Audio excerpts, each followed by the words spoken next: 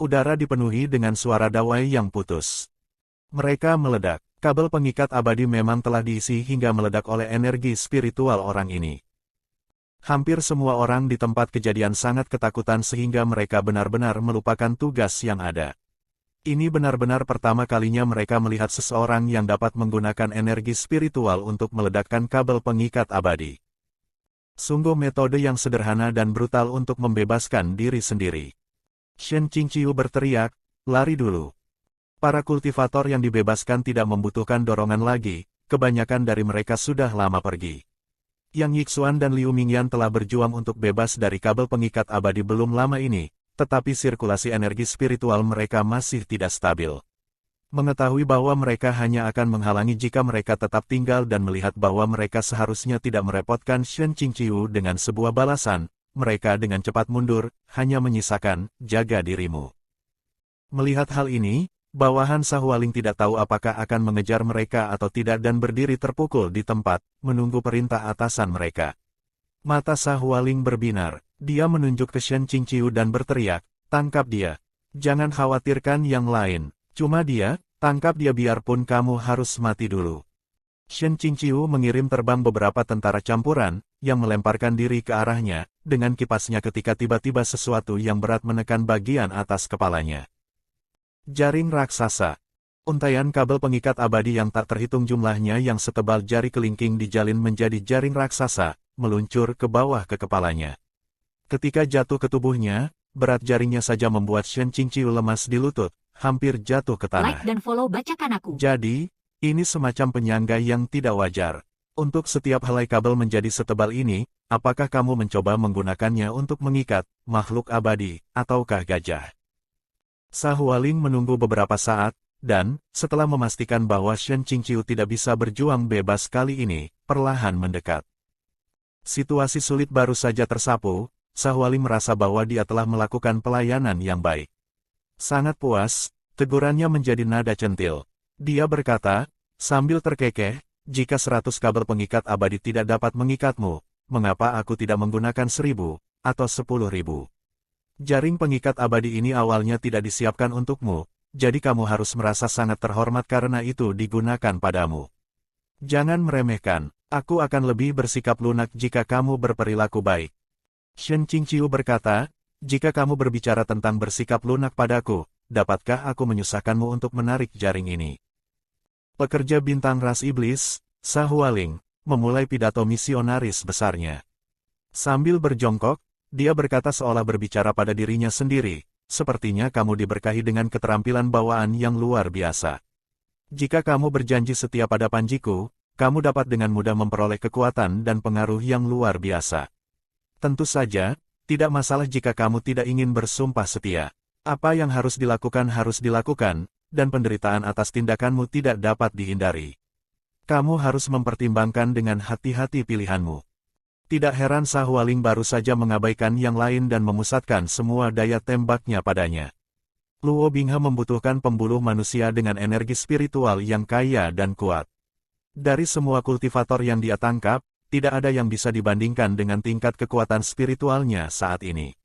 Sepertinya gadis ini berencana menawarkannya kepada Luo Binghe sebagai wadah manusia. Melepaskan 3 bunga indah adalah kesalahan yang tidak dipikirkan, murni dan sederhana. Namun, Shen Qingqiu jelas tidak pernah berencana untuk menutupi kekurangan itu sendiri. Perasaan tidak sengaja mengambil skrip yang salah ini membuatnya samar-samar berharap sistem yang curang itu masih ada. Sementara dia masih memikirkan rencana untuk melarikan diri, Sahualing tiba-tiba merapikan rambutnya yang agak berantakan, dan, dengan ayunan pinggulnya, melangkah keluar dari aula. Jauh dari sana, Shen Qingqiu mendengar suara tawanya yang cinak. Tuanku, hari ini bukanlah malam bulan purnama. Mengapa Anda berpikir untuk mengunjungi bawahan ini? Tapi Anda datang pada waktu yang tepat.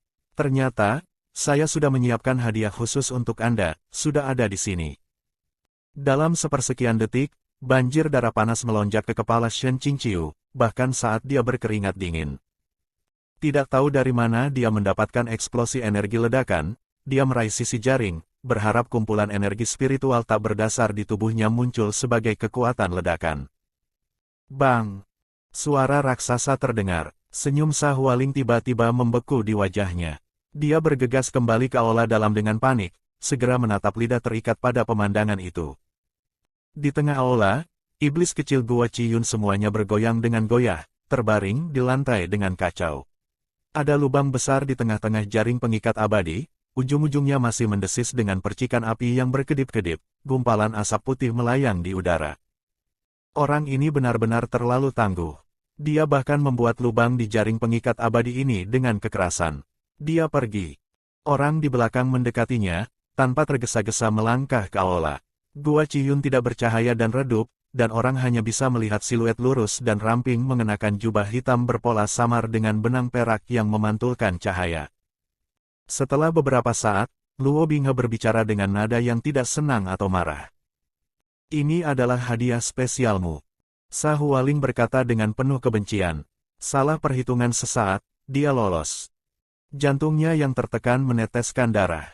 Ketika digunakan melawan kultivator menjijikkan Sekte Gunung Changqiong, jaring pengikat abadi yang ditenun dari lebih dari 1000 kabel pengikat abadi diledakkan membentuk lubang raksasa begitu saja. Ini bukanlah jenis benda yang bisa dijahit dengan jarum dan benang dan digunakan kembali. Luo Binghe, dengan punggung menghadap ke arahnya, menundukkan kepala dan melihat keruntuhan. Dia berkata, dengan dingin, sepertinya aku telah memberitahumu bahwa orang-orang Sekte Gunung Changqiong dilarang. Like dan follow Bacakan Aku. Keringat dingin menetes di dahi Sa Hualing. Luo Binghe memang telah memberitahunya seperti itu, tetapi energi spiritual murid Sekte Gunung Changqiong secara universal lebih kuat daripada energi spiritual sebagian murid sekte lain. Mereka membuat bejana ekstraksi manusia terbaik. Berpegang pada angan-angan, dia masih menangkap beberapa, berpikir bahwa mungkin dia bisa mengganti pakaian mereka dan menyelipkannya tanpa terdeteksi.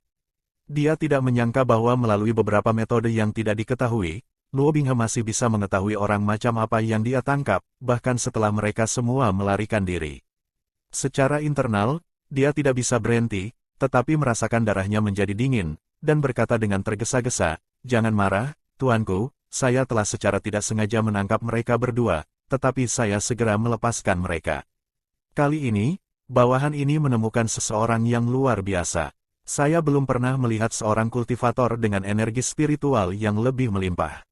Dengan satu orang itu, Anda tidak perlu beralih ke wadah manusia baru setiap bulan. Dia menggigit bibirnya dan melanjutkan, selama Anda memberi saya suatu hal. Setelah menunggu beberapa saat, Sa Hualing tiba-tiba mengulurkan tangannya untuk menangkap suatu benda yang dilempar ke arahnya. Memegangnya dengan aman di telapak tangannya, dia menunjukkan senyuman yang teguh.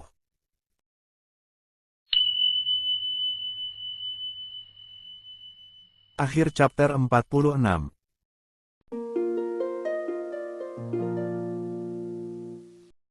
Jika Anda suka video ini, silakan like dan subscribe akun YouTube @Bacakan Aku untuk mendapatkan update audio novel lainnya. Terima kasih.